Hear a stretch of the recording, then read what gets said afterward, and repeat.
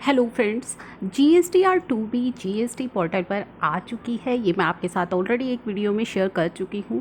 GSTR2B को लेकर एक बहुत इंपॉर्टेंट प्रेस रिलीज़ आई है जो कि हम इस वीडियो में डिस्कस करने वाले हैं। तो स्टार्ट करते हैं वीडियो को। चैनल को ज़रूर सब्सक्राइब कर लीजिएगा सभी इंपॉर्टेंट अपडेट्स के लिए।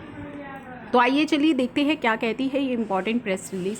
दोस्तों, ये है प्रेस रिलीज़ जिसकी डेट है 29 अगस्त।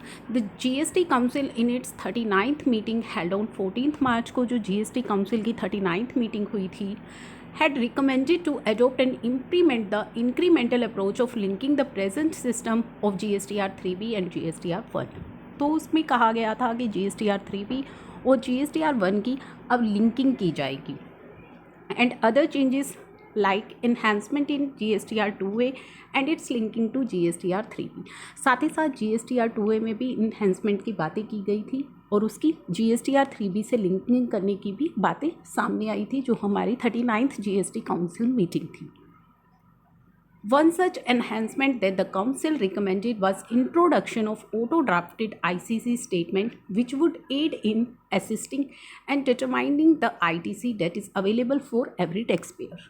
तो एक जो इम्पॉर्टेंट एनहेंसमेंट की गई है, आपको एक ऑटो ड्राफ्टेड ITC स्टेटमेंट जो है वो दिखाई देगी, वो दी गई है पोर्टल पर, ताकि आप ये देख पाएँ कि आपका जो ITC है वो कितना आपके लिए हर टैक्सपेयर के लिए अवेलेबल है।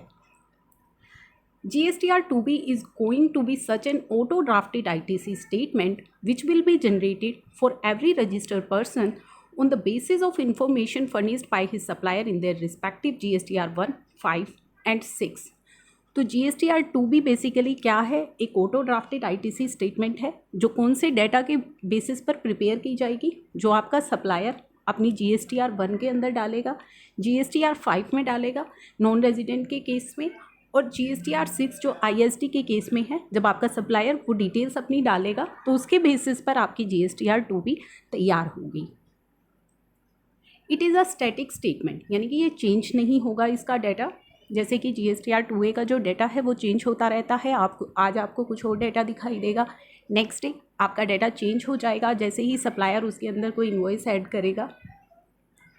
Now will be made available for each month on 12th of the succeeding month.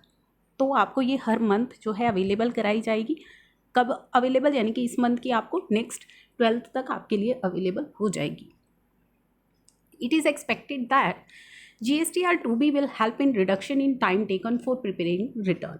तो आप जो अपनी 3B प्रिपेयर करते हैं उसमें आपके लिए काफ़ी ज़्यादा हेल्पफुल जो है साबित होने वाली है। आपका टाइम भी रिड्यूस होगा क्योंकि कितना ITC आपके लिए अवेलेबल है, कितना अवेलेबल नहीं है, सभी चीज़ें आप इसमें देख पाएंगे, जैसा कि हम प्रीवियस वीडियोज़ में भी देख चुके हैं।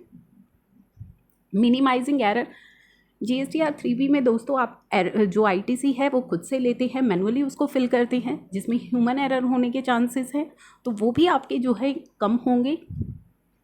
असिस्ट रिकन्सिलिएशन, आप रिकनसाइल कर पाएंगे अपने ITC डाटा को, कि जो ITC आप जो है 3B में लेने की सोच रहे हैं आप उसको रिकनसाइल भी कर पाएंगे। And simplify the complaints relating to filing of return. की फीचर्स के बारे में बताया गया है which would assist taxpayer in return filing are as under। It contain information on import of goods from the ICE gate system। तो ICE gate से भी डाटा इसके अंदर होगा, including inward supply of goods received from SCZ unit and developer।